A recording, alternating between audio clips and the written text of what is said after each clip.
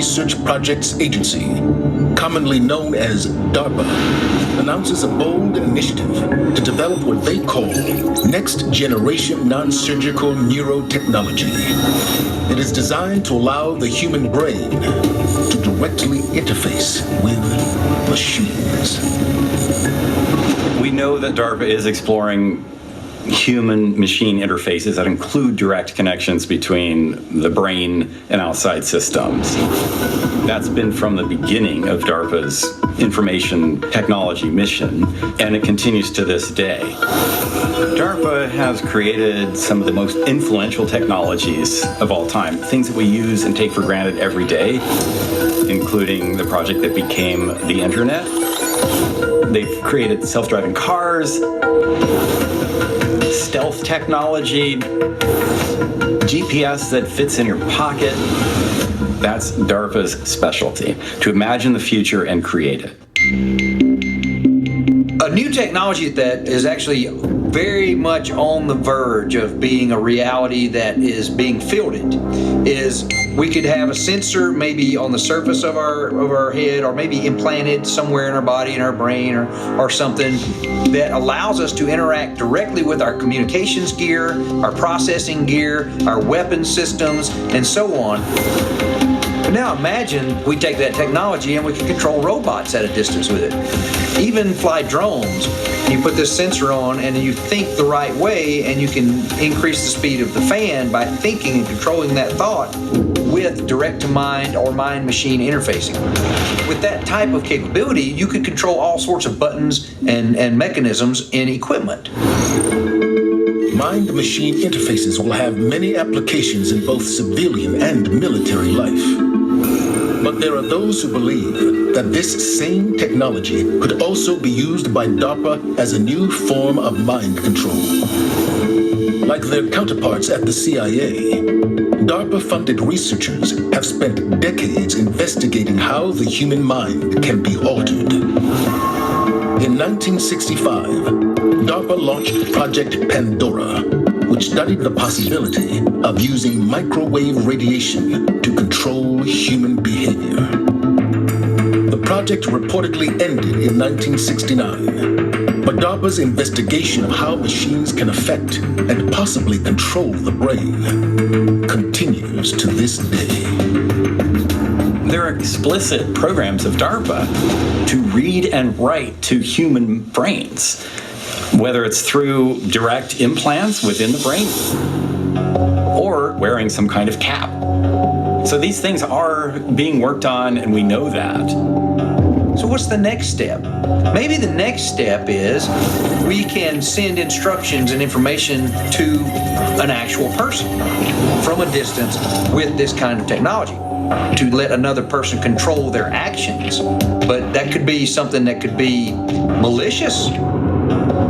If there's some way to do it from a distance, a much greater distance than something that you can wear on your scalp, that would be the ultimate technological achievement that would fall into this realm of mind control and direct human-machine interface that DARPA may well want to keep secret. In the near future, DARPA may possess the technology to remotely control the human mind. But as concerning as that may be, according to some scientists, a more permanent kind of mind control technology is looming.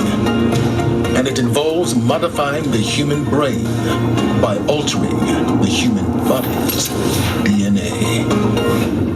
The future of mind control, and the future being right now because these experiments are being done, is using gene editing tools. And one of them would be CRISPR.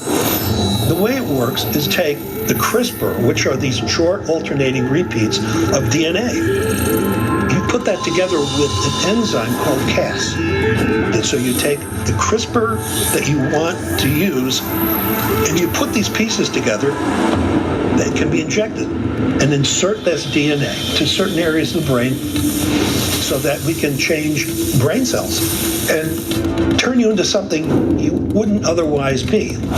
So in this way, gene editing technologies like CRISPR really form a definite basis for future mind control.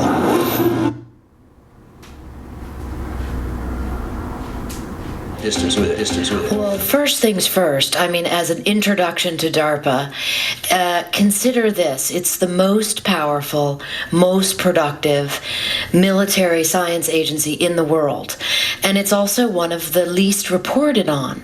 So it puts you in a position of saying, well, what has been going on at DARPA and what does that mean for the future? And another thing I think that's important. An enzyme called Cas. And so you take the CRISPR that you want to use, and you put these pieces together that can be injected and insert this DNA to certain areas of the brain so that we can change brain cells. When DARPA was created in 1958, is to create vast weapon systems of the future. That's the quote. And when I found that quote, I thought, I must always keep that in mind when I'm researching and reporting on DARPA, because that is its job. So everything is about military technology. How does the soldier of today become the soldier of tomorrow? You see technologies now progressing to the point where it makes sense to put an exoskeleton on the battlefield. Imagine if we could replace all the small arms projectiles with one. If the soldier has a rifle, he has the same capability as an M1 Abrams tank. Cloaking is essentially invisibility. I think you can think of many possibilities where you're out in the battlefield and you'd like to not be seen.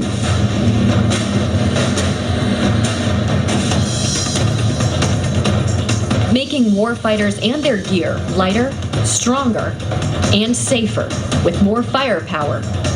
Ensuring America's future soldier is a decisive weapon.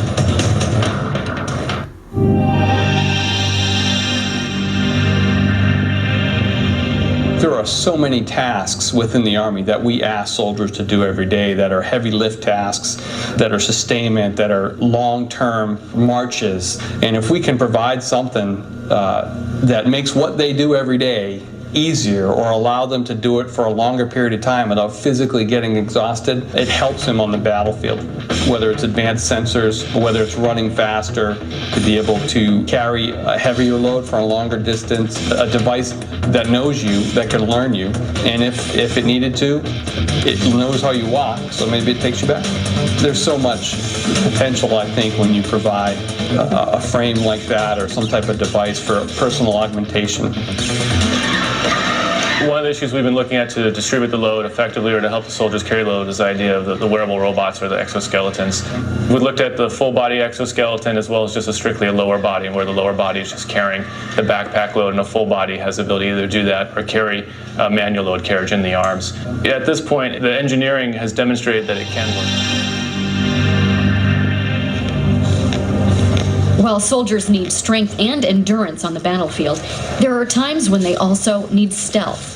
Camouflaged uniforms can help soldiers move undetected when the mission calls for it. In the future, a revolutionary new technology might even make the soldier invisible. If I were to make myself invisible to you, what I would do is I'd get a cloak.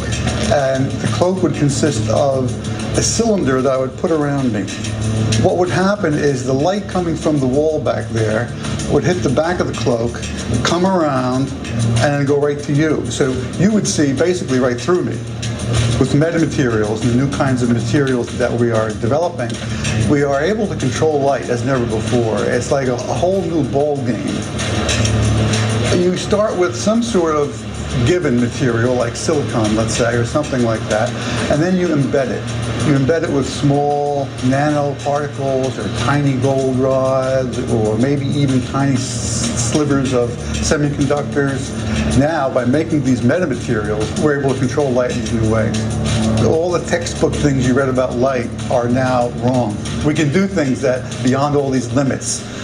So what we have here is actual experimental data of a working cloak. This works at microwave frequencies. This region here is what you're cloaking? So this region inside is the cloak, what would be cloaked, and this out here is the cloaking material.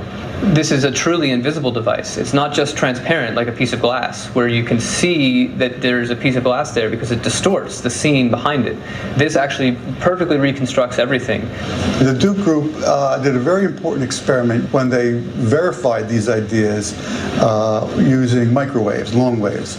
It proved that the concept of cloaking, the concept of metamaterials, the transformation that was used to make the light go around, it proved all those things were correct.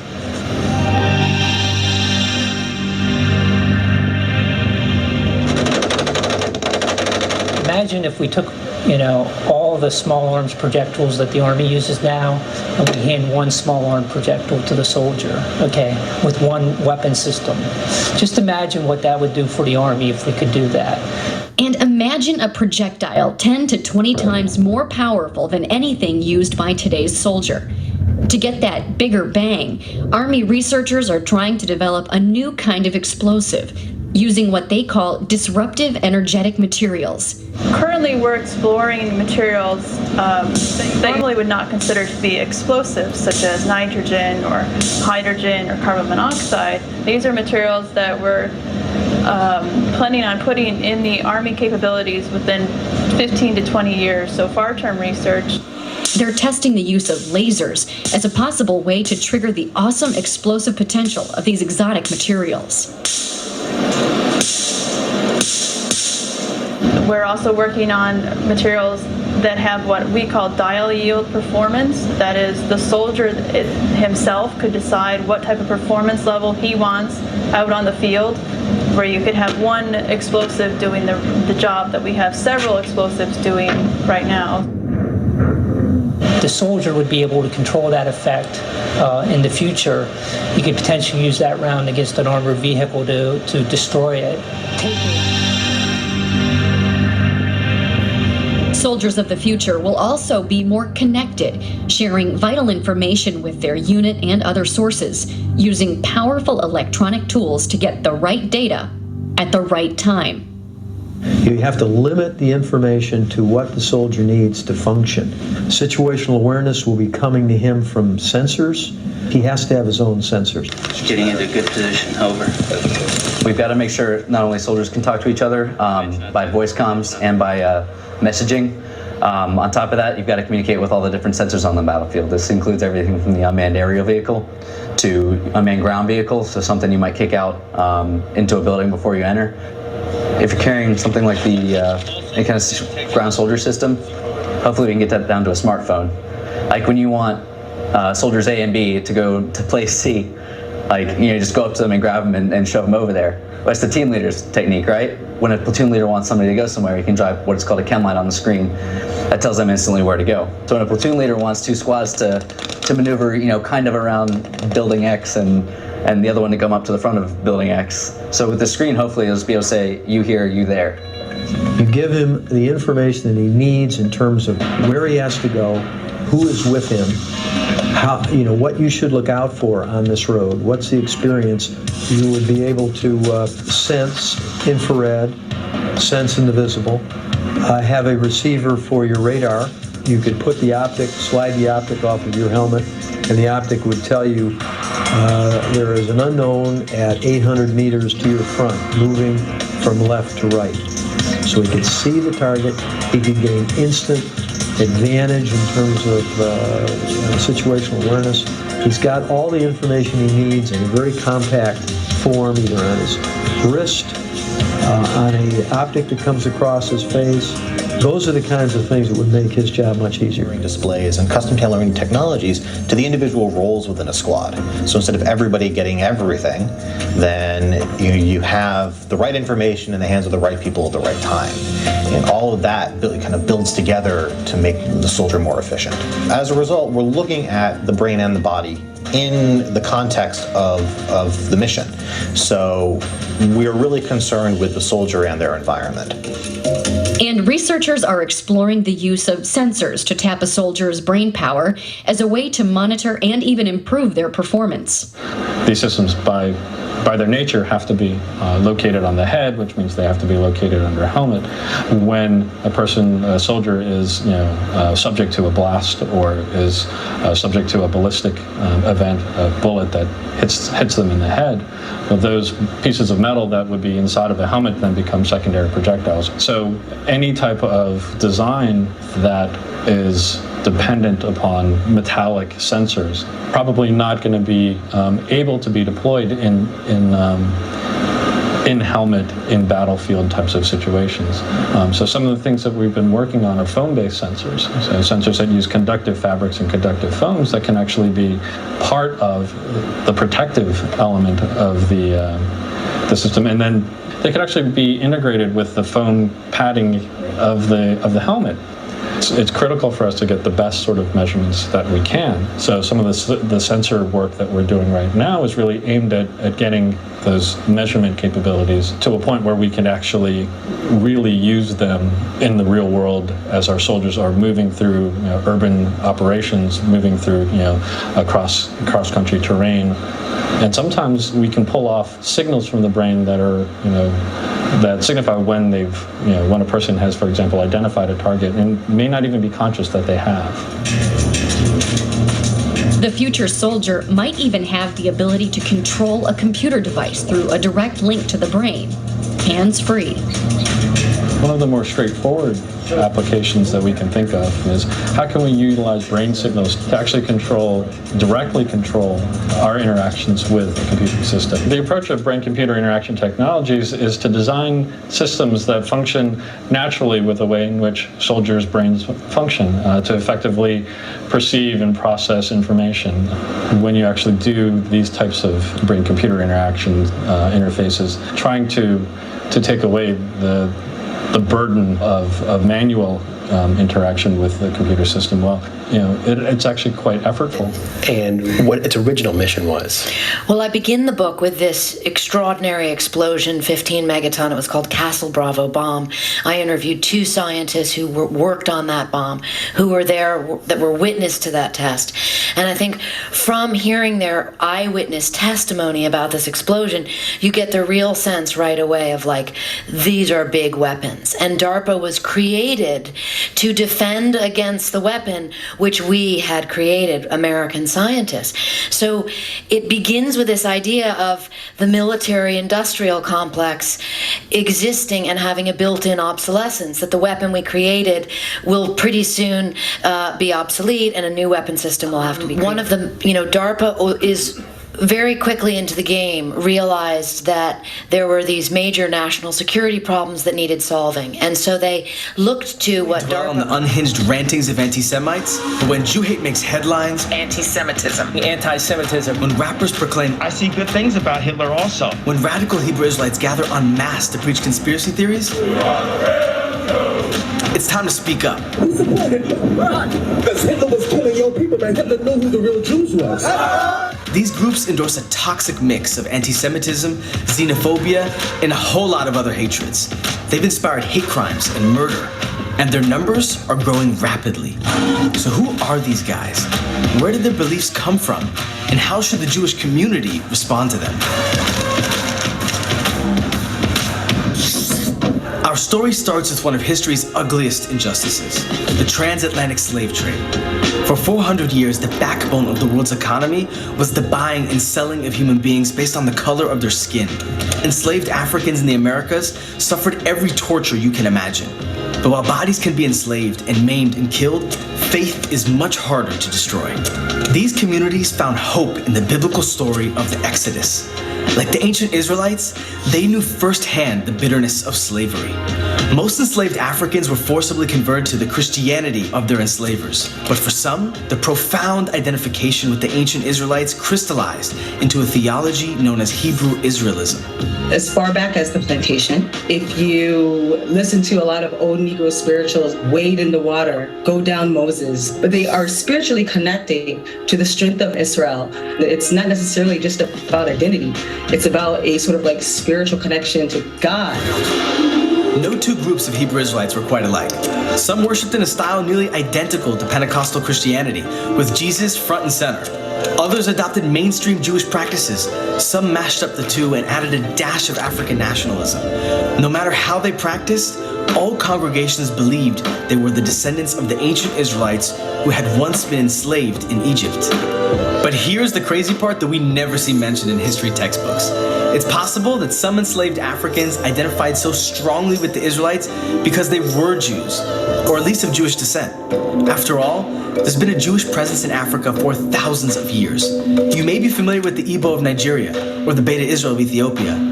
But did you know that there were enough Jews in the West African Songhai Empire for the king to issue an edict of expulsion in 1492? So we shouldn't dismiss the possibility that at least some Africans held Jewish or Israelite identities well before their enslavement in the Americas. For the most part, early Hebrew Israelite communities got along with mainstream Ashkenazi and Sephardi Jews. But there's always gotta be one maniac. A maniac is Arabic/Hebrew slang for a jerk. In the 1880s, that maniac was one Frank S. Cherry, a self-proclaimed prophet and founder of one of the earliest Hebrew Israelite communities, the Church of the Living God, the pillar ground of truth for all nations.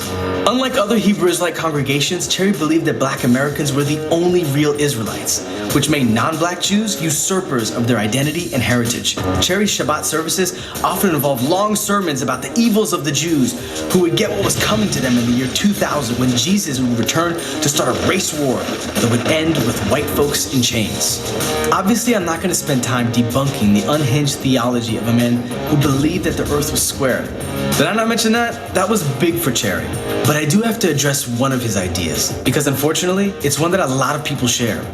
That Jews are white Europeans. That's completely false. Jews are a Semitic people. Our culture, our nation, and our identity originated in the land of Israel.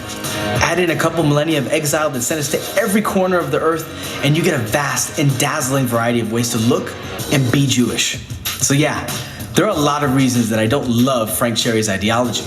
And I want to stress, neither did most Hebrew Israelites. In fact, some of the founders of later Hebrew Israelite congregations were mixed-race Jews of color, adding an extra dimension to their identity. So where do they belong? Are they Jews? Are they Hebrew Israelites? Are they both? Well, again, that really depends on who you ask. So I ask. In short, the Hebrew Israelite community is pretty diverse. But Asriel Moore, a 31-year-old Hebrew Israelite living in Israel, isn't particularly interested in definitions or labels. I'm not focusing on what separates us. I'm focusing on what connects us. If we want to focus on things that separates us, we can find a lot of those things. But my question is, what unites us? And what unites us is actually the desire to return back to our homeland. Unfortunately, no community is exempt from the prejudices embedded within the laws of their society. When in fact, I interviewed the co-founder of the Jason Scientists, a physicist named Marvin Goldberger. And he created the Jasons with a couple of fellow physicist colleagues in 1960 and advised the Pentagon for decades. And what I found was that the Jason Scientists were remarkably level-headed and detached in their assessments. They wrote a number of reports, many of which Goldberger shared with me, declassified reports, many still are classified. But what was was interesting is to get the perspective of Goldberger that went like this, which is that the Jason scientists were all physicists who were academics, so they taught most of the time at America's great universities. And then in the summer, they would gather for what they called summer studies, and they would address these great problems of national. A new sweat sensor created at Caltech may soon make it easier to monitor inflammatory conditions at home and without the need to draw blood. The sensor detects a molecule known as the C-reactive protein, or CRP. CRP appears at elevated levels in the blood when there is inflammation in the body, making it a useful biomarker. CRP exists in low concentration in the blood, and its large molecular size means even lower amounts pass into sweat, making it very difficult to detect. The sensor uses gold nanospheres with CRP antibodies. When CRP binds to these gold nanoparticles, it triggers an electrical current that can be continuously logged. This is the first time CRP has been detectable in this way. DARPA's plans and the Pentagon's plans for drones and autonomous warfare, also called hunter-killer drones, through 2038. And when I was having a discussion with one of the program managers at DARPA about some of these hunter-killer drones, the science of which is being pursued in these very sort of spooky areas that involve brain implants and mapping the brain and charting, neurological behavior in brain-wounded warriors. And I was saying, well, I read a report where the Jason scientists do not think this is a good idea. In fact, they specifically advise the Pentagon against moving in this direction. And the program manager, Michael Goldblatt, said to me, well, Jason's hardly relevant anymore. And I said, what do you mean? This is news to me. And he said, well, it's kind of news at the Pentagon, and it just started happening during the War on Terror, where the Jason scientists are being moved out. And in their place of power has come a group called the Defense Science Board, who has been at the Pentagon for a while, but their position in terms of advising the Pentagon and advising how DARPA will move forward has changed. And here's the rub that concerned me, is that the Defense Science Board is made up of individuals who are full-time defense contractors. The U.S. has officially greenlit a massive support package for Ukraine. That's right, $800 million worth of Russian ass-kicking equipment is already on its way. Among the numerous anti-air and anti-armor weaponry, there's also this little motherfucker. Taken directly out of the Japanese handbook, these suicidal Angry Birds are basically grenades with wings. These explosive eyes in the skies can autonomously scout out an area like a UAV. But whenever you're ready to take cyberbullying to a new level, just fly the fucker at anything that moves, and just like that, your problem is solved. If the Switchblade 300 doesn't do the trick, say hello to its even angrier older brother. This thing can take out a fucking tank. The Ukrainian people are so badass. And I was unable to find out what happened next, what the next movement was from the Pentagon. But separately, I noticed that right around this time, DARPA started a new program, and it has to do with trust. And it's called Narrative Networks. It's one of those really innocuous names, the N2 program. And on face value, it's like DARPA's working with storytellers and anthropologists to try to figure out how people, are influenced by narratives. But another element of the Narrative Networks program works very specifically, and I interviewed the scientist on this program, deals with a chemical in the brain called oxytocin. And that is sometimes called the brain's moral molecule. The way it works is take the CRISPR, which are these short alternating repeats of DNA. You put that together with an enzyme called Cas. And so you take the CRISPR that you want to use, and you put these pieces together that can be injected and insert this DNA to certain areas of the brain so that we can change brain cells and turn you into something you wouldn't otherwise be. So in this way, gene editing technologies like CRISPR. Good morning and welcome to this new webinar of the Maternal Health Supplies Caucus. This is Milka Dinev, and I support the Maternal Supply Caucus of the Reproductive Health Supplies Coalition. This morning or afternoon for some of you, we're welcoming MSH, Management Sciences for Health, Jane Briggs, who will be introducing her co-presenters, Eric Jamera Nabugusi, and herself.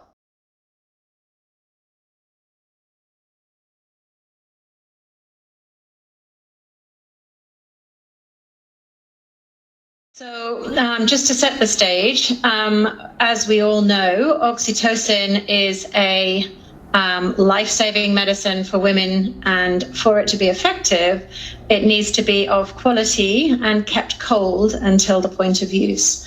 And this can be very complicated in low and middle income countries where refrigeration is difficult due to lack of fridges or power outage or even lack of power.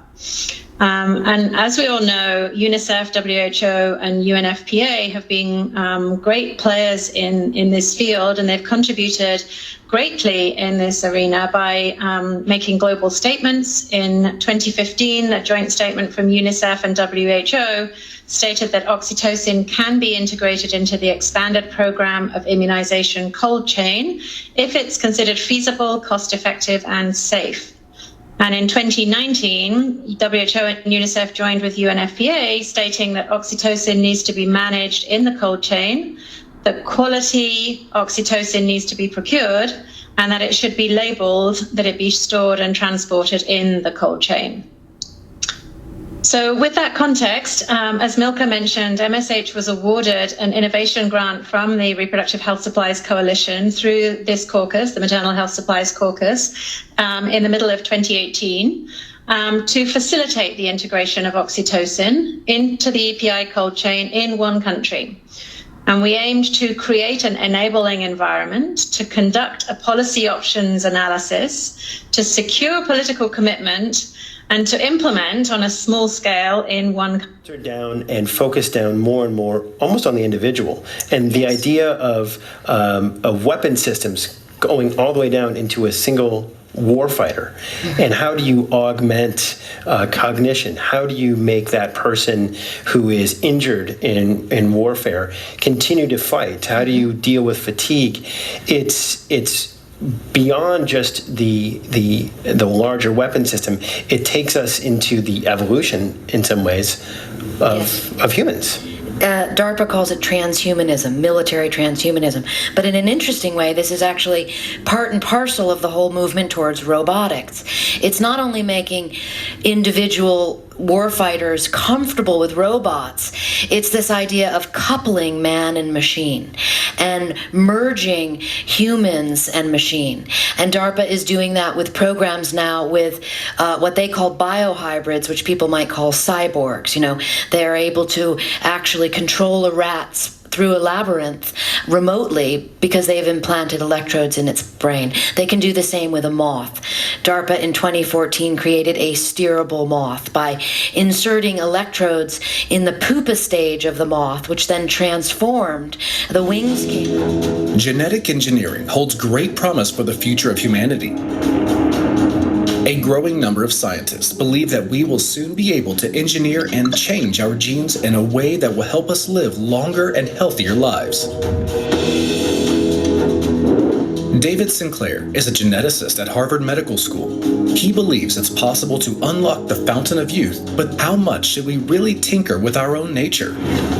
Nothing about our lives is natural. Maybe the oxygen we're breathing is natural, but everything else is unnatural. It's human-made, it's man-made, and we change our environment. And tackling diseases and tackling aging is also natural. That's what we do as humans. We don't accept misery and frailty as natural ways of life. We should not be doing that for any disease, and we should not be doing it for old age either. Since before the first Homo sapiens walked the earth 200,000 years ago, we've been shaped by our own inventions. We evolved from tribes of foragers and scavengers to hunters and gatherers, agriculturalists, industrialists, and eventually modern-day digital technologists. All these advancements have had profound effect on our species, but we haven't stopped there. Biotechnology is bringing about another age of humanity. Well, there are two types of information in our bodies that are essential for life. One is genetic, and the other is epigenetic. Epigenetic is the term for any process and structure that governs the way the genetic information is packaged and read by the cell.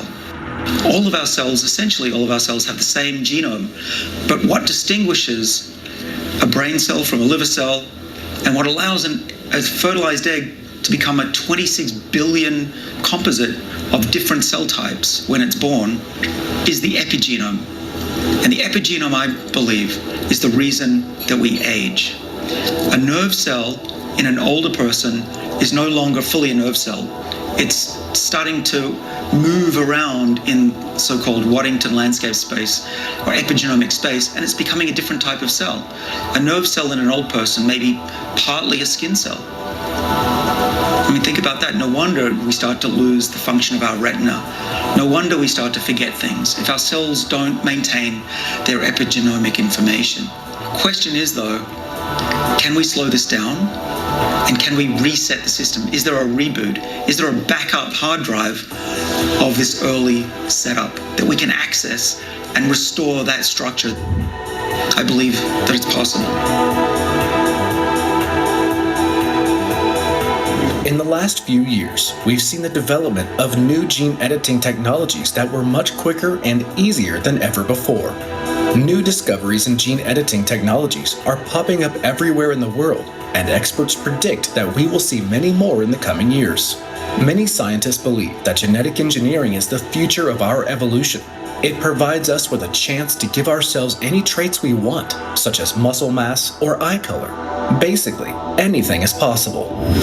Jennifer Doudna is a biochemist known for her pioneering work in CRISPR gene editing, for which she was awarded the 2020 Nobel Prize in Chemistry. She believes that the technical obstacles to gene editing have been overcome, and that the world is now rapidly approaching the day when it will be possible to make essentially any kind of change to any kind of genome. Every living thing that we know of on our planet has a nucleic acid that encodes the genetic information, and for cells, that's DNA. This is a technology that is enabling in many different areas of biology. Scientists are using gene editing to alter the DNA of animals like pigs that are envisioned to be good organ donors for humans, and using it in two ways. One is to remove endogenous viruses from the pig DNA that could otherwise potentially infect humans that received organs donated by these animals, and the other is to make the organs in these animals more human-like, so they're less likely to induce an immune reaction. And that's actually work that's going on both in academic labs and also in companies now. This work is moving forward quite quickly, and I think that most people would agree that this is an exciting potential application of this that could solve a real problem, which is the scarcity of organs that are necessary for donations. Athletic. Nothing like a good sunset. Truth. Pixel. You ever wonder? Athletic performance will also be affected heavily in the future. We will be able to modify genes that lead to better performance, or make it easier for different sports to be performed. This could be done through gene doping. Instead of injecting DNA into a person's body for the purpose of restoring some function related to a damaged or missing gene, as in a gene therapy, gene doping involves inserting DNA for the purpose of enhancing athletic performance. Decades-long research in mice suggests that in the future, despite the potential risks, this technology could be used in humans. It would make us faster, our muscles stronger, and even improve reaction time. Ultimately, the rise of gene therapy suggests the possibility of improvement in mental characteristics such as memory or intelligence. Although these discoveries are encouraging, Sinclair cautions that people set their expectations realistically. There are many ethical concerns that have been raised about human genetic engineering, but this hasn't deterred many scientists and engineers from developing new gene editing technologies. Dr. George Church is a professor of health sciences and technology at Harvard and MIT. He believes that almost everything will be better because of genetics. So the projects that I find most compelling and exciting in terms of applications are transplantation of organs. There's a gigantic need for that. gene drives to eliminate malaria, and then for developing nations, and then aging reversal for industrialized nations where most of the morbidity and mortality is due to diseases of aging. You want to get at the core of that. And then once you have all of those things, which are drains on our economy, if you can solve all those, then you can reduce, you have more money available for things like space, where we really need to get off the planet to avoid supervolcanoes and asteroids. And that has a genetic component as well. As genetic engineering technology approaches an unprecedented era of human gene editing, the ethical implications are beginning to arise on how to balance our desire for longevity and enhancements with our fears over the misuse of this technology. What is the moral responsibility of scientists and humans towards future generations? Is this an opportunity for human progress or a looming disaster in the making? We are beginning to reach the point where we can no longer ignore these questions. With technological advances in molecular biology, like CRISPR, that allow for specific gene editing approaches, many scientists argue that there are strong potential risks to human genetic engineering. I would hope that initial uses are limited to real medical need rather than what we might consider to be enhancements. I think that we need to be thoughtful about putting in place appropriate guidelines and frankly, I would say regulations that really establish a set of principles that there's some price to be paid if you cross that line. And the challenge is always how to do that. And of course, science is global now. It's very hard to imagine quite how we would regulate or maybe enforce regulations globally. But I think we have to be just very thoughtful, thinking about how we can put in place a set of very clear requirements that might turn into regulations ultimately. Gene therapies have advanced in recent years, but are still in a gray area of regulations. As with any new technology, scientists are cautious. Once we start tampering with our genetic code, who's to say what else we could do with it? And if we can genetically modify humans for the better, should we hold back due to moral concerns? The ethical dilemmas that arise as we are forced to contemplate such possibilities threaten the foundation of science and medicine. To date, gene therapy has only been used in a very limited number of patients who face a very limited period of time or likelihood of survival. We need to be careful with human genetic enhancement, as there is a risk of random edits that could have permanent consequences. We still don't know about the interactions with other genes that could cause harmful reactions. Enhancing human characteristics and capacities through the use of reproductive technology and human genetic engineering is a topic of ongoing scientific study, controversy, and moral debate. There are many different consequences and ethical implications of human enhancement and genetic modification.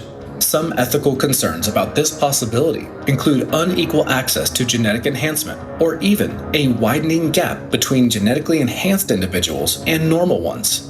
The prospect of gene modification is a double-edged sword, with numerous dangers lurking around every corner. No one can predict all the challenges we face in the future in making genetic engineering safe and secure, but there is no question that the development of genetic engineering will profoundly affect the future of humanity.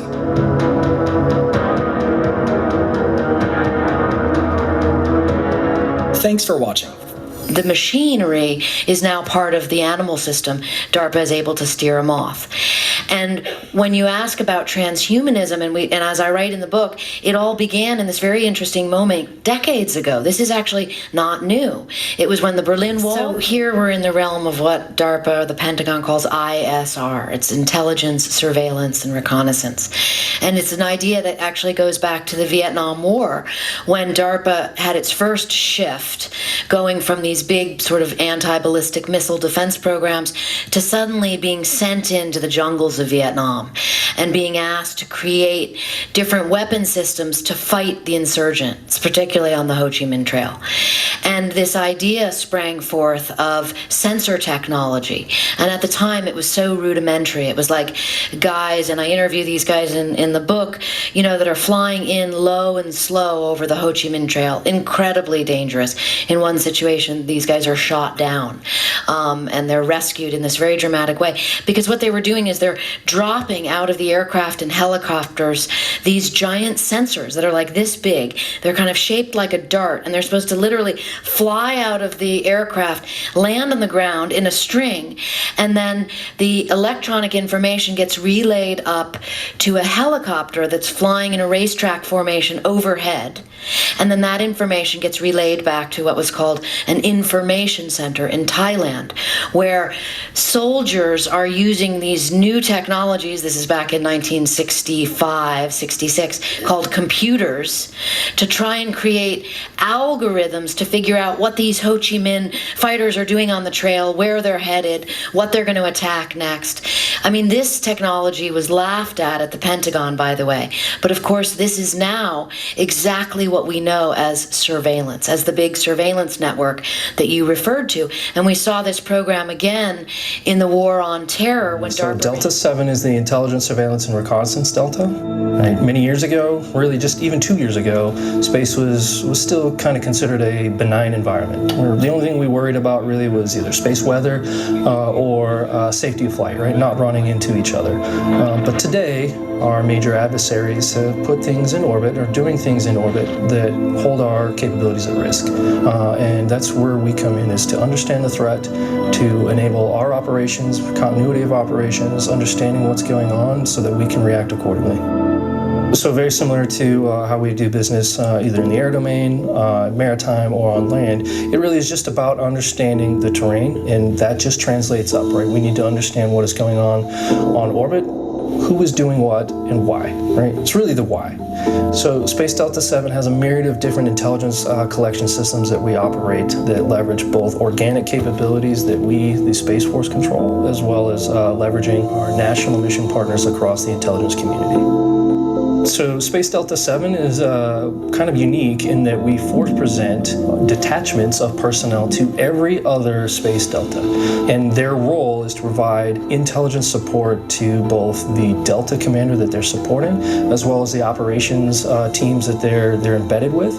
But we also collaborate across all of our additional forces within Space Delta 7 to ensure that we are working together and not against each other.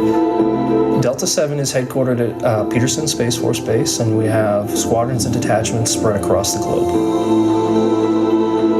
Intelligence is incredibly vital to our daily operations because it really is feeding all of our decisions now. Suddenly, DARPA got an influx of money thanks to the Secretary of Defense, Harold Brown, who was the first scientist in the Pentagon to be Secretary of Defense. Brown had been in charge of all the DARPA technology during the Vietnam War, specifically the sensor technology. And Brown created an entire industry behind this idea of information technology, behind the idea of nanotechnology, which is the art of making things small, that all of these sensor systems could be shrunken down. And so even though the public perception was that DARPA was in trouble, DARPA had created Agent Orange during the war. So there was a real idea of banishment, and yet in fact the agency flourished. And it didn't really become evident until the Gulf War, when we had a Secretary of Defense, then Dick Cheney, who was a real proponent of using... Hacking humans with nanotechnology may sound like a concept from a futuristic science novel or movie, but the truth is, it's not that far off. And it could be the next big cyber threat. How so? Keep watching and find out. Nanotech, a recap. Nanotechnology is any technological endeavor that deals with anything with a dimension of fewer than 100 nanometers. While the concept was first brought to light in the late 1950s, it wasn't until the late 1980s that technology advanced enough to actually allow scientists to work in such a small field. Nanotechnology has several applications, including food, technology, fuels, batteries, environmental causes, chemical sensors, and even sporting goods. The medical field is one of the most exciting for nanotechnology at the moment, though most developments are still in the experimental phase. With these developments comes the ever-present technological risk of hacking. nanotech in humans. Building new muscle with carbon nanotubes is one such possibility. Scientists at IBM are also working on using nanotechnology to analyze DNA in just minutes, instead of weeks, to treat cancer patients with a customized treatment plan. We're also seeing the use of nanotech in chemotherapy or vaccines to target specific types of cells in the body, where experimental nanosponges are being tested to absorb toxins in the body. Nanotech is also being explored as an early diagnostic tool to detect cancers and infectious diseases long before our current technology is able. Some ideas include a tiny device that gets injected into the body as a sensor or medical delivery device. This all sounds positive, but there's a downside too. Is it secure? Tiny nano devices are typically controlled by a program on a traditional electronic device like a computer, smartphone, or server. Bio-nanotechnology creates nanostructures using biological molecules or biomaterials as organic building blocks. One example of bio-nanotechnology in action is the mRNA vaccines used to protect us against COVID-19. This platform uses fatty acids, also called lipids, to create a nanostructure capable of encapsulating mRNA, or messenger RNA, which instructs cells how to make certain proteins. These lipid nanoparticles allow the mRNA vaccine systems to cross the cell membrane, unlike standalone nucleic acids, such as free RNA. This technology is considered bio-nanotechnology because it uses biomaterials to create a functional nanostructure. When developing a new vaccine, biotechnologists must determine the mRNA sequence that would cause ordinary human cells to produce virus-specific surface proteins. As soon as our cells produce these specific proteins, or surface antigens, our immune system recognizes them as foreign, and thus produces antibodies to neutralize them. This way, our bodies develop an appropriate immune response to protect themselves against future infections without ever being exposed to the dangerous virus itself. Although the technology underlying mRNA vaccines was first developed in the 1980s, it wasn't until nanotechnology was incorporated that mRNA-based therapies emerged as viable treatment methods. Similar technology can be used to prevent or treat a large number of infectious diseases. Well, the limb regeneration lab, I mean, that's super interesting. It's this idea that humans can one day, regenerate their own limbs. And when I was interviewing the scientists down at UC Irvine who are working on this program, and I said, because what I try to do is make science simple, really make it understandable. And I said, but just help me out, make it really simple. I mean, salamanders can regenerate their limbs, humans can't. How does that work? And Dr. Gardner said to me, well, actually, humans can regenerate. We all did. And I kind of looked at him and he said, we all began as one cell, and then we were two, and then we were more. That's regeneration.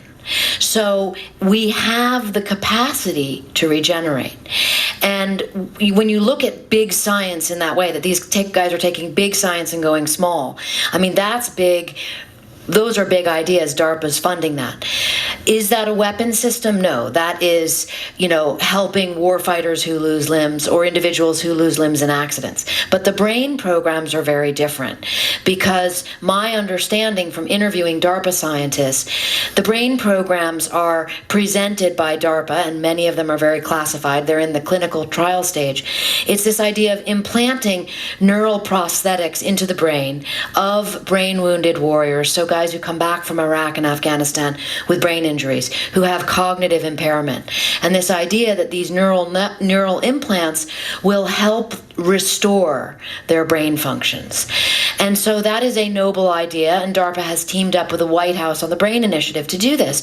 But what many scientists said to me is there is also something else going on, which is DARPA. The brain's a computer. I know it seems strange to think of the human brain as a computer, but it's not a computer like your desktop or like your cell phone, which are architected systems. It's an evolved system that has developed over millions of years, continuously building on what was there before.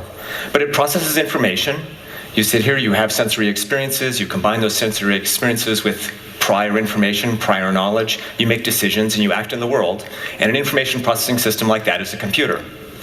So in principle, we should be able to understand the human brain as a computer by reverse engineering it and discovering the underlying computational algorithms that govern its function. And if we do that, we can invert those algorithms and create very powerful brain decoding devices that can probably in the future replace all other kinds of brain-machine interfaces and brain-computer interfaces. Now, the brain looks like a pretty homogeneous organ. There's a cerebral cortex, this big folded part on the top, and there's a cerebellum on the bottom. Underneath the cerebral cortex, this mantle of tissue, there are many, many subcortical nuclei. Altogether, though, the brain has about something we think on the order of, say, 500 different parts.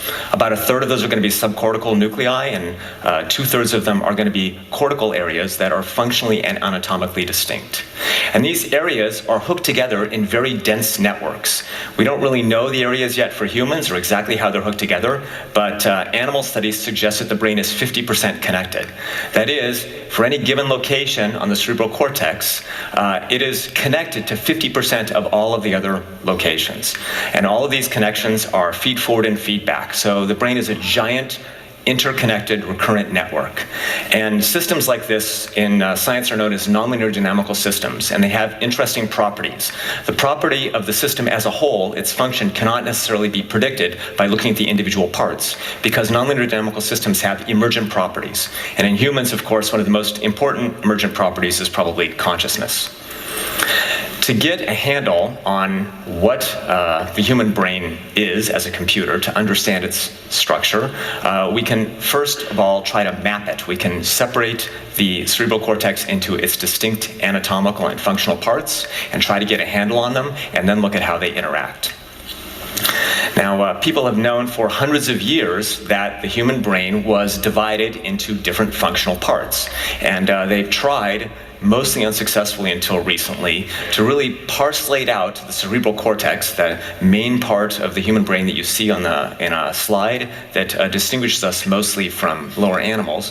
They've tried to parcelate the brain using a variety of methods that were mostly unsuccessful. The most notorious of these is phrenology, a 19th century discredited science in which people tried to look at the bumps on the surface of the skull and infer from the pattern of bumps what the underlying function was of the tissue underneath the bumps. Today we all laugh at this, it seems completely silly, but the phrenologists weren't completely crazy. They had very poor methods, they were very poor scientists, but they did have one good idea, which is that the brain is functionally localized. And today we can map the functional localization of the brain using powerful methods such as functional magnetic resonance imaging. So I'm going to show you an example of an fMRI experiment that kind of gives you a flavor of the kind of data we can recover from this method. The brain is inconveniently folded up inside the skull, so we computationally inflate it, and we put some slices in it and we flatten it out. So now we're looking at the surface of the cerebral cortex. If we did this to your brain, we would have something about the size of a large pizza. There is a left and a right hemisphere. The middle of the screen is showing the visual system. At the far left and the far right is the prefrontal cortex. Now, we can paint brain activity on the surface of the cerebral cortex while someone watches a movie, and they're simply passively watching this movie and interpreting what's going on. And of course, if you think about what happens in your brain when you watch a movie, anything that you can conceive of in this movie must be reflected somewhere in the brain in terms of patterns of brain activity. Obviously, you can see the structure of the movie, you can see the wall, you can see water, you can see the edges of the screen, you can see textures, you can see oriented lines. Those are represented in one part of the brain. Other parts of the brain represent information that reflects the objects and actions in the movie. That there's a car or a smokestack, that there's smoke, that there's airflow. Right? Other parts of the brain reflect information that isn't directly in the movie, but is associated with it. For example, you might be hungry right now, so you might be thinking about food, or you might be annoyed at the price of gas, or you might want coffee. All of these things would be also represented in the brain, these desires, needs, wants, and associations. All of this stuff must be represented somewhere in the brain. So you can think of the problem of brain mapping as finding systematic relationships between the stuff in the world, in this case the things in the movie, and the patterns of brain activity. Those are going to be fairly straightforward relationships to map. There's also, of course, going to be a lot of information in the brain that isn't directly in the movie, your implicit associations, your biases, your prior experiences, and those are going to be a bit more difficult to map. But in principle, we should be able to slowly, over time, aggregate a huge amount of information about the relationships between brain activity and the world in order to create functional maps of the brain. Remember that night you spent in an igloo, sipping on a strawberry shortcake slush float with crunchy sugar crystals? Was that real? Or is that just your brain's summer? So here are the results of a few mapping experiments that have been aggregated together. In these experiments, we had people watch movies, or we had them listen to stories in the MRI machine. These experiments probably took 8 or 10 hours in total for one individual, but we didn't do this all at once. These were experiments that were done across weeks of time. And now we can take this information. Essentially, this is a regression problem where the X variables are the world, the stories are the movies, and the Y variables are our brain activity. And we can use machine learning and data analysis tools to recover functional maps of brain activity. And those are shown here as colored maps. And the different colors here reflect different kinds of meaning that are represented in the patterns of brain activity about the information in the stories and movies. Now, these patterns are fairly complicated and rich, and this conceptual knowledge that we're mapping in this particular experiment is distributed broadly across the brain. This is a lot of information to take in. We're making 100,000 spatial measurements across these cortical maps, and it's too much to think about. So we've created an online brain viewer that you can actually play with on my website. And this online brain viewer allows you to interact with these maps to determine what kind of conceptual information is represented across the brain. So this particular data set comes from a story listening experiment where people listened to the Moth Radio Hour from Public Radio International. And now we can create maps that reveal what kind of information is represented at different locations in the brain. And here I'm clicking on an individual voxel down in the temporal lobe on the side of the head that represents social information: families, mothers, fathers, daughters, things that happen to families, weddings, births, deaths, and so on. There are many locations that represent social information. Here's one in the lateral prefrontal cortex that also represents social information. In fact, all of the red spots on this map represent social information. There are other networks that represent other kinds of information. For example, here's a spot in the posterior parietal cortex that represents numerical information: numbers, time, money, mathematical equations that you might be processing in your brain. Anything related to numbers is represented as a network of green areas. In fact, there are networks for hundreds of different kinds of conceptual information. Every piece of conceptual information, truth, dreaming, sculptures, anything you can think of, these concepts are represented in multiple locations across the surface of cortex. And each location on the cortex represents multiple kinds of information. Now, of course, brains aren't all the same. Everyone has the same ears, everyone has the same ear bits, but everybody's ears look slightly different. And it's the same for brains. Everyone's brain is essentially the same in its general form, but all individual brains are different. And we can aggregate data across different brains, like we see here. And we can see that about 1/3 of the functional activity in brains is shared across individuals, and about 2/3 reflects individual differences, which are both developmental and experiential differences that are reflected in function.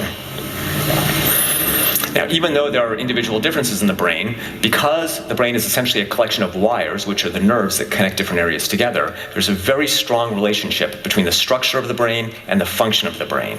And by aggregating data across many subjects and using computational modeling methods, we can create a mathematical model that links an individual brain anatomy to the distribution of function across that brain. Here we show one particular functional map for one individual who's listening to stories, and this is a conceptual map. This is mapping 2,000 different kinds of objects and actions that can occur in stories across one individual brain. There are about 160 different brain areas that represent conceptual knowledge in these stories. And we can do this for any individual.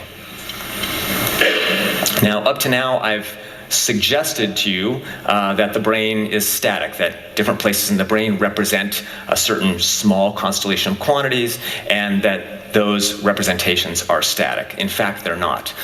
The way the brain is designed, there are emergent properties that arise as a consequence of the task that you are trying to perform that actually change the way that information is represented in the brain.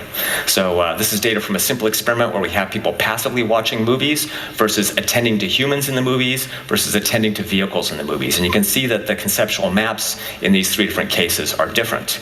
And actually the maps vary the least in the visual system. These functional maps vary enormously in prefrontal cortex.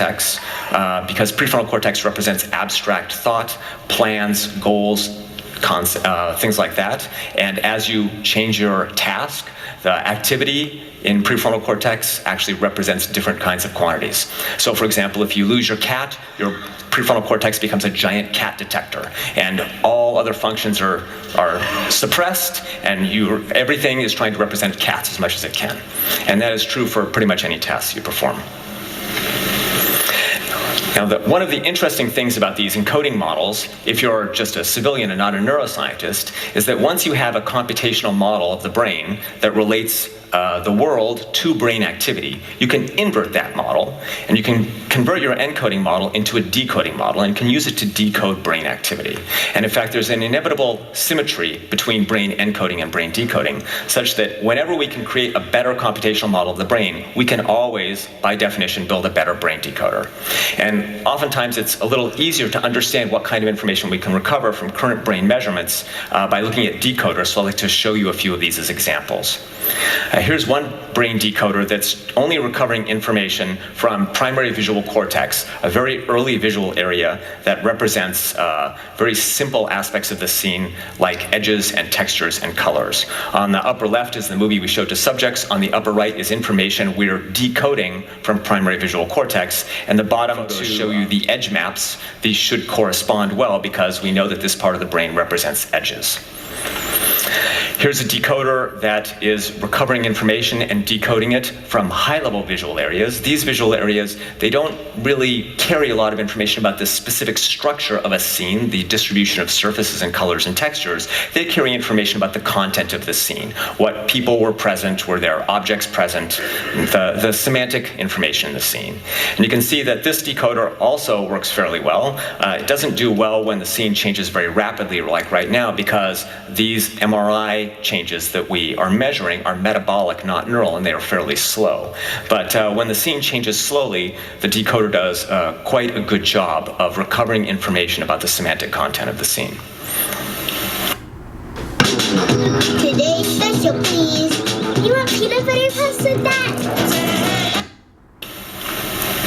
So where is this technology going? Well, the analogy I like to make is with early photography. This is the very first photograph that was taken by Joseph Nietzsche in the south of France in the early 19th century. And this is a bad photograph, right? No one would pay for this photograph, but you can see that it is a photo. There are walls, there's a horizon, there's a roof. You can tell it's maybe some sort of farm scene or a village scene. It is a photograph. And this photograph launched an entire industry that sought to develop photography into what we have today, where photography is so ubiquitous and of such high quality that no one even wants to pay for it. They expect to just get it for free on their cell phones, right?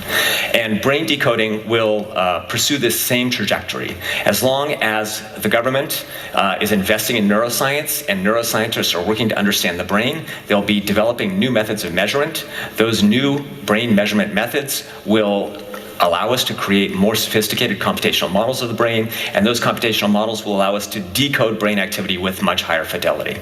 So at some point in the future, we're going to have very cheap, very powerful, portable brain decoding devices. That we're not there yet. As I mentioned at the beginning of this talk, the brain is a nonlinear dynamical system. And one of the important properties of these systems is that in order to understand the entire dynamical surface, the sort of dynamical landscape, you need to record in both space and time at very high resolution simultaneously. But right now we don't have any methods that allow us to record in both space and time. All the methods we have either sacrifice time or they sacrifice space. So for example, functional MRI, the method that I showed you earlier in the talk, it has fantastic spatial resolution, but very poor temporal resolution because it measures metabolic signals, changes in blood flow that are consequent to neural activity. It doesn't measure changes in neural activity itself. So MRI cannot really recover any dynamic information. A very common consumer method that is used to measure and decode brain activity today is electroencephalography, EEG. And EEG has fantastic temporal resolution, but it has horrible spatial resolution. So although it can measure events happening in time, it does not know where those events came from in the brain. So all the different maps that occur in the brain get all essentially mixed together, and this reduces the amount of information we can decode from EEG to just a few bits. But we do know that brain measurement improves all the time because neuroscience community is very focused on improving measurement, since measurement limitations are the main factor we have limiting our progress in neuroscience today. So in the future, we are going to end up with better brain measurement methods that will recover information in both space and time and at a high resolution. We don't know when this is going to happen. It could be a decade, it could be 20 years, it could be 50 years down the road. But at some point, probably in the lifetimes of young people here, there will be a brain decoding method that is cheap, portable, very powerful, and that will become ubiquitous. People will, be able to just wear a brain hat around and have their internal thoughts decoded all the time. And this would have a very profound effect on society. After all, how do I interact with my computer today? I use these meaty thumbs that were evolved millions of years ago, and it's kind of insane for me to interact with my cell phone with my thumbs when I have a very good internal speech, a little man in my head that's talking to me continuously, and it could just interact with my cell phone directly. In fact, anything that is going on in your head is potentially decodable. All of your inner thoughts, your intentions, desires, your attitudes, in fact, things that haven't even reached conscious awareness yet, are potentially decodable. And all that information will be decoded using future brain decoding technology. Now that's both exciting and frankly quite scary, because you can imagine all the ethical issues that this will open up. After all, Americans in particular, but humans in general, are pretty bad about guarding their privacy. And there are real interesting privacy and ethical issues that are going to be opened up when Google and Facebook have access to all of your innermost thoughts with no filter from your thumbs, right? That's going to be a very strange world, but it is the world we're going to live in very soon. Thank you for your time.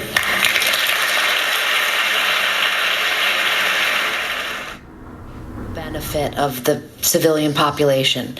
One example that comes to mind is vaccine technology. So the WHO estimates that when an emerging infection arises or a disease, it takes 9 months to get that vaccine to market.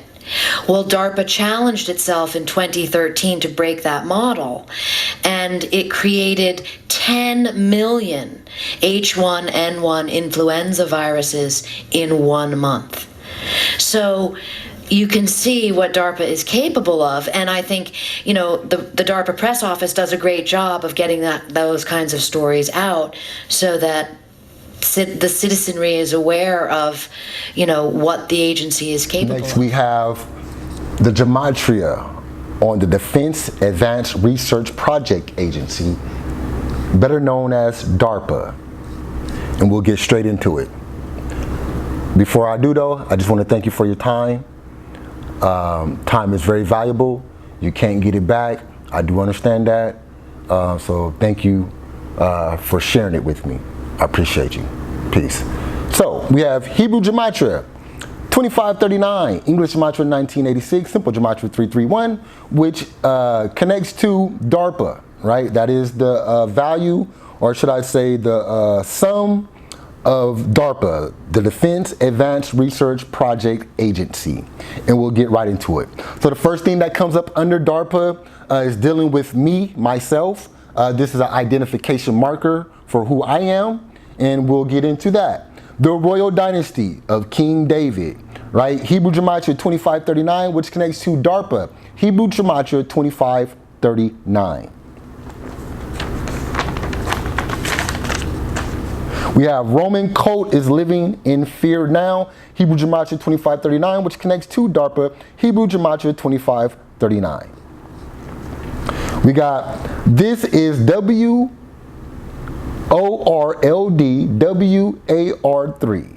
Hebrew Gematria 2539, which connects to the royal, the royal dynasty of King David, all the way back up to DARPA, Hebrew Gematria 2539. We have next, earth coated with sin-loving people, Hebrew Gematria 2539, which connects to WORLDWAR3, Hebrew Gematria 2539, which connects all the way back up to DARPA, Hebrew Gematria 2539.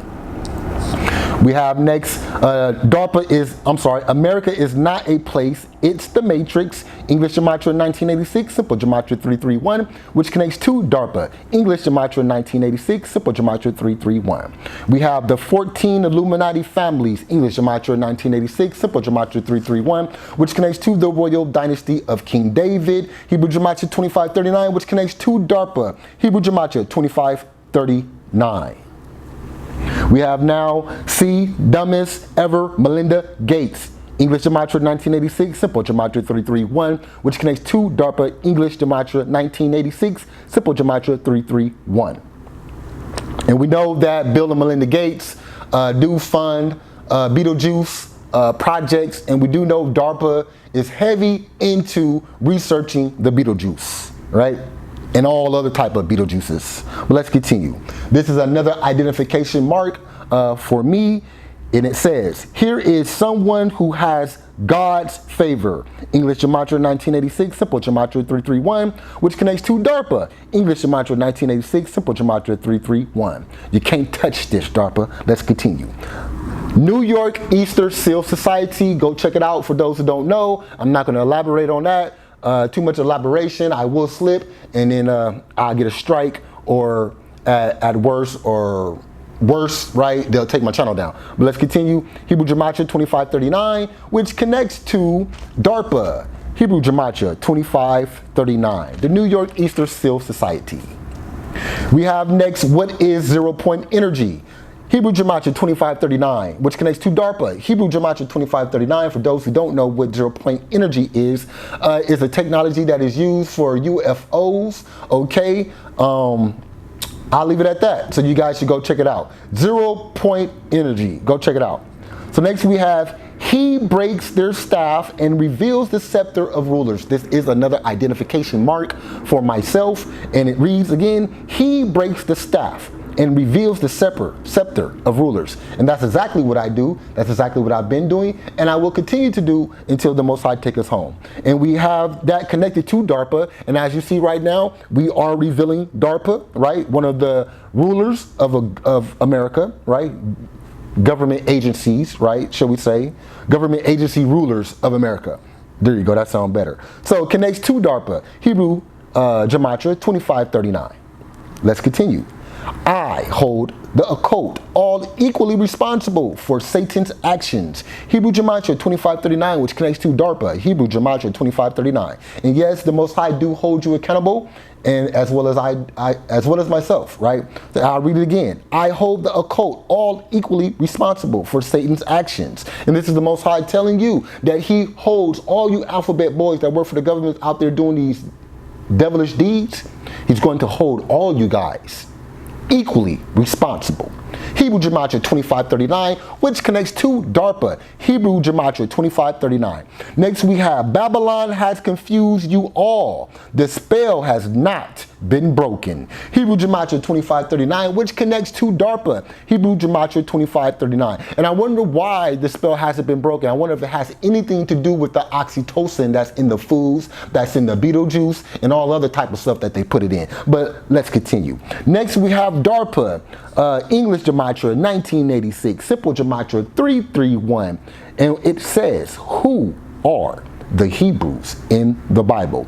And as we know, DARPA is a research program for the government, and once we begin to wake up to know that we were Israel, you must know that DARPA began to research us because we became a national security threat, and they came up with a plan to destroy us. And that plan is called the DARPA Hebrew Israelite Doctrine that was given to Arya, that you see all these camps now out here preaching. All these Hebrew Israelite camps, okay? I don't care who you are. If you're preaching that Arya doctrine, you are actually preaching the doctrine of DARPA, not Yah. You got that DARPA agent doctrine. Yeah, that's what I coined it. Remember, it came from here. So let's continue. Hebrew Gematria 2539 of DARPA connects to Mystery Babylon revealed. Hebrew Gematria 2539. And you must know, and let me get back to who are the Hebrew Israelites. This is why I played that clip earlier too, to show you that in fact DARPA, the government has been watching, and they have set in agents in these groups to activate them at certain given times to do certain things, okay? And one situation we had, as you've seen in that video clip, where we had the brother shooting people, right? Went out to go murder people. That, in fact, was a DARPA agent. As simple as that. But let's continue. We have DARPA, Hebrew Gematria 2539, a bloodthirsty and depraved tyrant. Hebrew Gematria 2539, which connects to DARPA, Hebrew Gematria 2539. Next we have DARPA, English Gematria 1986, simple Gematria 331, which connects to execute President Donald Trump. Now we already know that's something that Bart Simpson brought out. So, you know, it's not shocking that this came out in the Gematria, but let's continue. We have DARPA, English Gematria 1986, simple Gematria 331. The band tool is full of Freemasons. And if you didn't learn, I hope you learned, but if you didn't learn today from the video, I'm here to tell you right now that the band tool, right? So the tool is DARPA. And who did they band with? They banded with the government, right, to do research. Simple as that. You heard it in the video. And it says right here now in the Gematria that this band is full of Freemasons. English Gematria 1986, simple Gematria 331, which connects to DARPA. English Gematria 1986, simple Gematria 331. We have next DARPA, English Gematria 1986, simple Gematria 331, Baphomet and Panjima Barang Conference. Let's continue. We have, again, this is another research project that DARPA has been doing. It's called the Ground Wave Energy Network, English Gematria 1986, simple Gematria 331, which connects back to English Gematria 1986, simple Gematria 331 of DARPA. We next have DARPA, English Gematria 1986, simple Gematria 331, Infernal Author of Destruction. We have next as well DARPA, English Gematria 1986, simple Gematria 331, those possessed by Satan. We have next DARPA, a brutal and efficient method of killing. English Gematria 1986, simple Gematria 331, which connects to DARPA, English Gematria 1986, simple Gematria 331. Next we have You Died When You Took the Mark. You know the mark was the Beetlejuice. English Gematria 1986, simple Gematria 331, which connects back to DARPA. English Gematria 1986, simple Gematria 331. We have next the universe. And the entire universe is going dark. English Gematria 1986, simple Gematria 331, and that is for the help of DARPA, English Gematria 1986, simple Gematria 331, DARPA. Let's continue. We have DARPA, English Gematria 1986, simple Gematria 331, acoustic levitation of stones, folks. Go check it out. It's one of their research projects, right? We're going to keep on going with this. Let's go. We have Hebrew Gematria 2539 of DARPA, which connects to, if you are biomass, you are not immortal, retard. And so we heard in the video about biomass and biotechnology and pretty much how they're trying to turn man into consciousness. Well, that's a whole nother video. You probably didn't get that because I've been watching a whole lot of videos. But at the end of the day, they're trying to take our biomass and change it into consciousness. And then at the end of the day, take our consciousness and put it inside of an android body that they made in a little capsule, if you understand what I mean, right? So pretty much they just want to play God entirely. What they're really trying to do at the end of the day is take your consciousness, put it in the cloud, right? Then come up with the technology, which I think they already have, to where they can grow human bodies and insert your consciousness back into that body. So therefore having the pleasure to live forever, because why? Your consciousness is stored into the cloud. But let's continue. Woo, it's crazy. So we have DARPA, Hebrew Gematria 2539, which connects to Ray's story is just beginning. For those who don't know, my real name is Ray, and yes, it's just talking about me, and my story is just beginning, but it is connected to DARPA, okay? Hebrew Gematria 2539. Next we have Ray, thank you for everything. You're pretty much welcome. English Gematria 1986, Simple Gematria 331, which connects to DARPA, English Gematria 1986, 331. It's not DARPA saying thank you, but I'm not going to get into that because you really don't need to understand that. But for those who it's for, you're welcome. May Yah bless you. And we have next, the king can wave outside of the box. In other words, yeah, I can move, I can dodge, I can bob and weave up outside of this box. You see what I'm saying? The Most High have gave me the gift to discern all these things. You see, a mile down before they come. You know, I can see this coming from a mile away, right? And so this is what it means when it says the king can wave outside the box. And let me say this too. I am the governor, Yah is king. Let's continue. English Gematria 1986, Simple Gematria 331, which connects to DARPA, English Gematria 1986, Simple Gematria 331.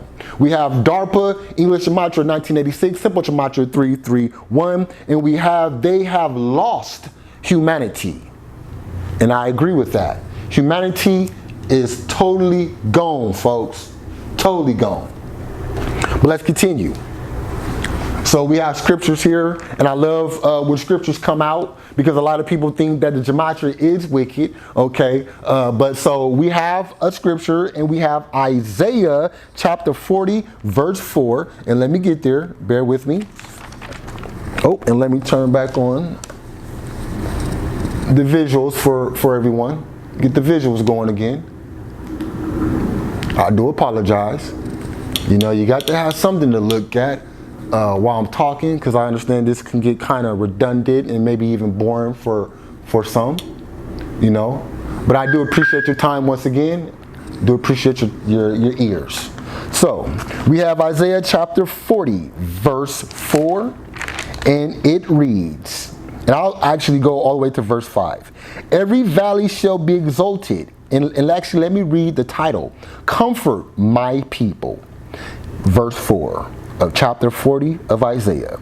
Every valley shall be exalted, and every mountain and hill shall be made low, and the crooked shall be made straight, and the rough places plain. And the glory of Yah shall be revealed, and all flesh shall see it together. For the mouth of Yah hath spoken it. Hallelujah. That's Isaiah chapter 40, verse 4. English Gematria 1986, Simple Gematria 331, which connects to DARPA, English Gematria 1986, Simple Gematria 331, talking directly to DARPA and all the rest of you alphabet boys. This is why in the beginning it said, the Roman coat is living in fear now. Praise Yah. So let's continue here.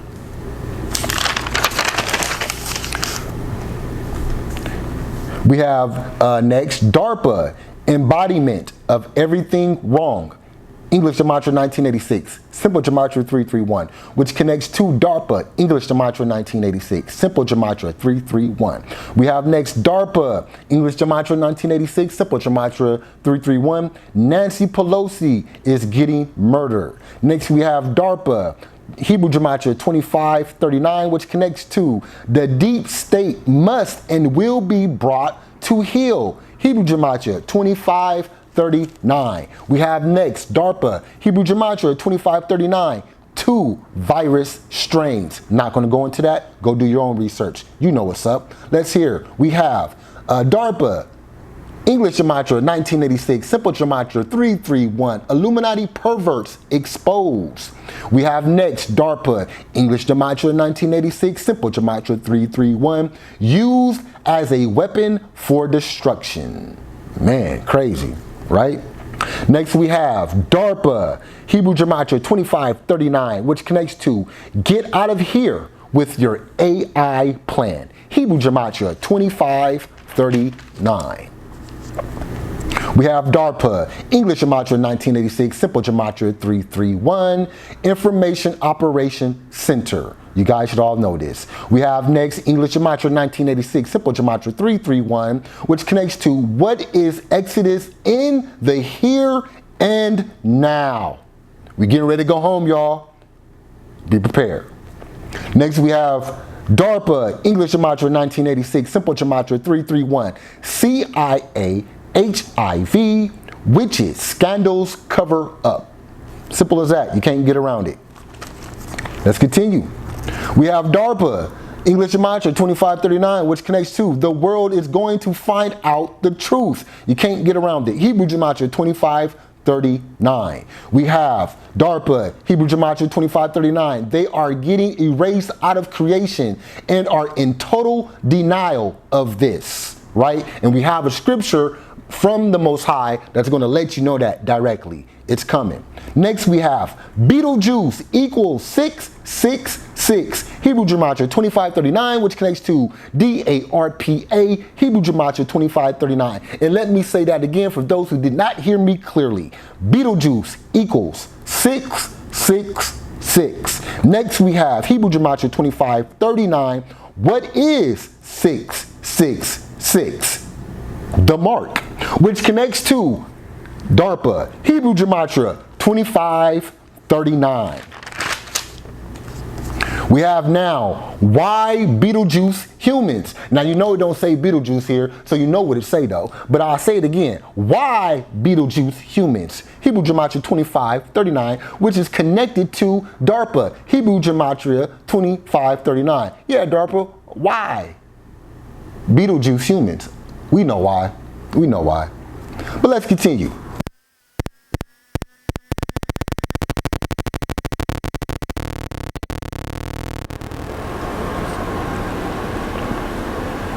We have next, you can't curse what's been blessed, which connects to DARPA, Hebrew Gematria 2539.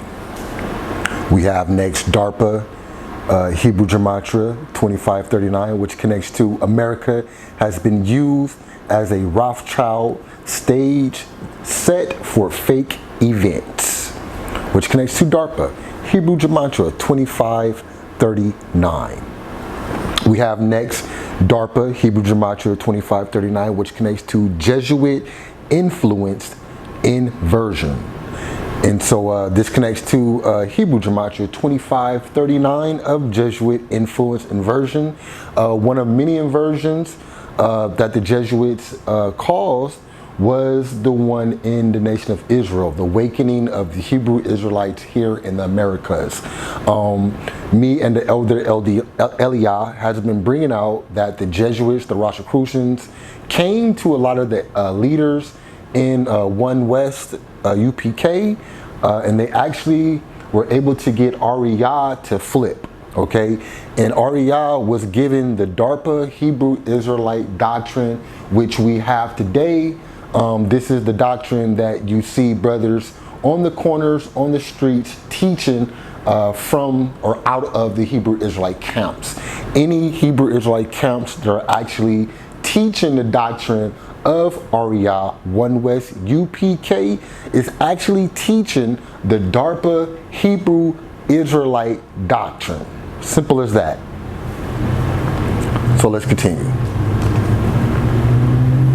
We have here DARPA, English Gematria 1986, Simple Gematria 331, demotic entities hidden in photo. We have also DARPA, Hebrew Gematria 2539, which connects to VAC, that thing up, Beetlejuice, veins, stupid brains. And we have again, DARPA, Hebrew Gematria 2539, which connects to Beetlejuice, veins, stupid brains. We have next DARPA, English Gematria 1826, Simple Gematria 331.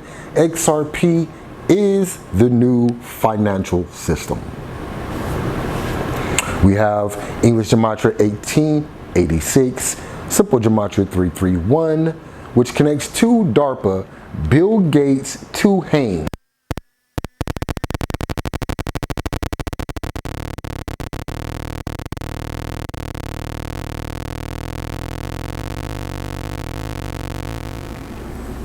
We have next DARPA, English Gematria 1986, Simple Gematria 331, Extraterrestrial Race of Greys, which connects back to DARPA, English Gematria 1986, Simple Gematria 331. Now we have Ezekiel 25:17. I love when scriptures come up in the Gematria. So let's get to it real quick.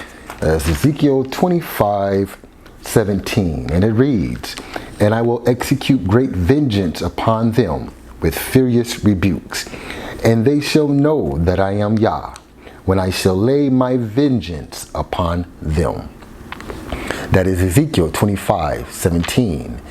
Hebrew Gematria 3809, but it connects to DARPA, English Gematria 1986, Simple Gematria 331.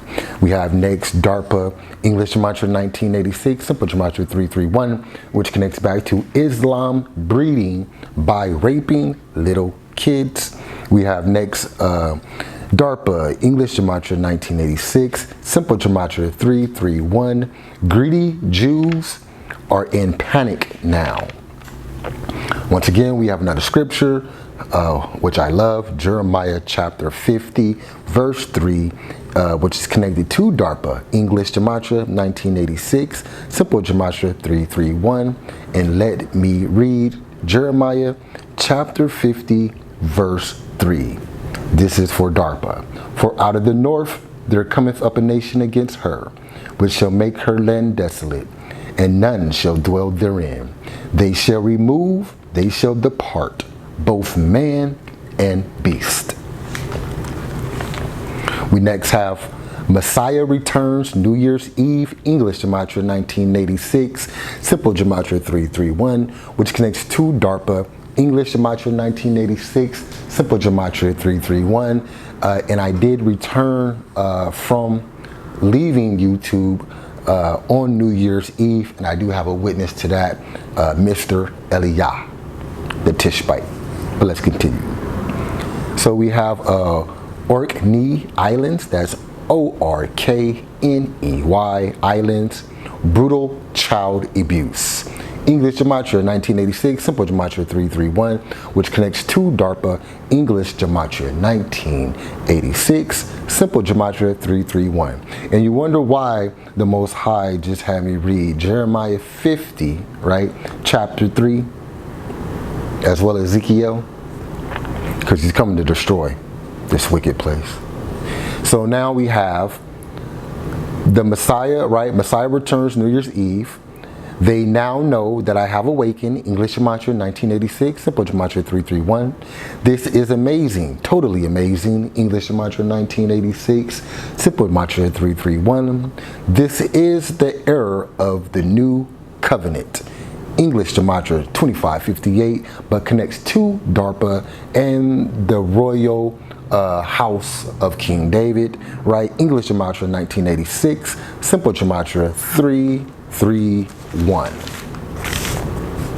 We next have Digital Transaction Controls Grid, which connects to DARPA, English Gematria 1986, and connects through the Simple Gematria 331. Digital Transaction Controls Grid.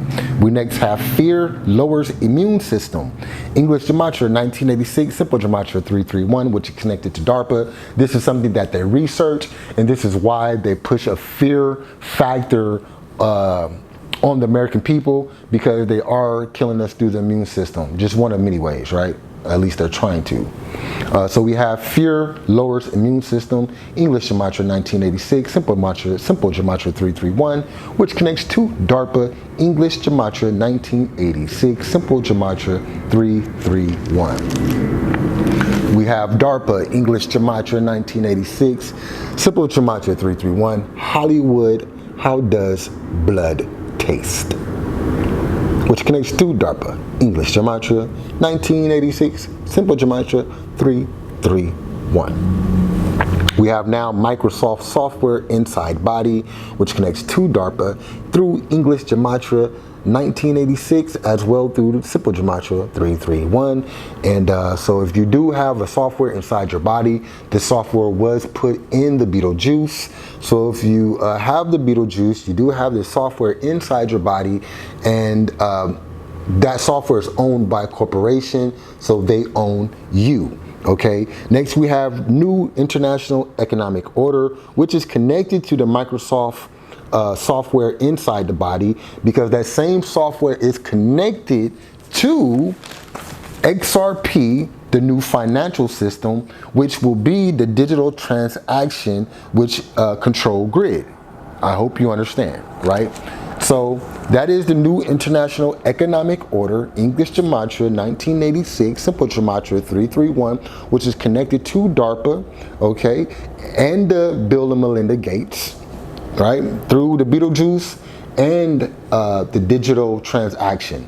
So the New International Economic Order is controlled through the Microsoft software that is inside the body.